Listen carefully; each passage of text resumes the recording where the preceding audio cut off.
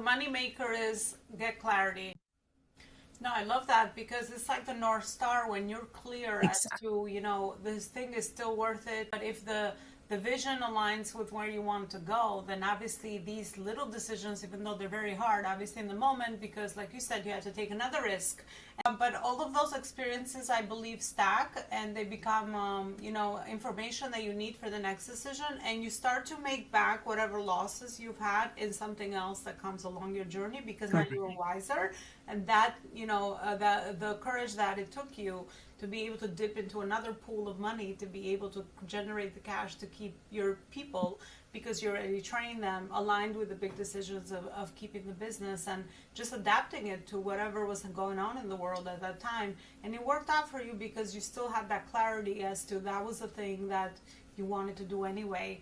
And even though a lot of times it's very easy to be able to abide to that, I think the biggest, hardest thing for a lot of founders and entrepreneurs, including myself, is to detach from things that maybe have worked until a certain phase and stage of our life, or maybe that was the cycle of that business, and you can also let it go and detach from it. I feel Correct. that this is actually the second part is the hardest for a lot of people because then they start pouring into different things and they start to risk. I've even helped support a lot of people that go into their savings or sell their homes and they just it becomes a mess. So I think also understanding when something can be put to rest, it's okay because it's an identity thing, as we talked about at the beginning. Correct.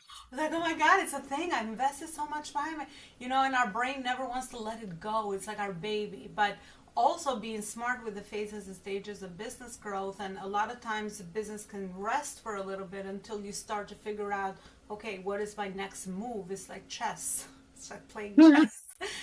And the right It totally timing. is. It's also very, very wise, and it could save people from a lot of headaches in business as well.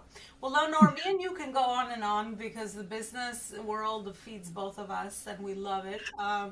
But I'm gonna wrap up our beautiful conversation with maybe one experience that you want to share with people from your own work. Doesn't have to do with any questions that we talked about so far, but like when you help people and you're like, okay, this is the one thing that I wish everybody knew around whatever framework you follow to support the people that you do.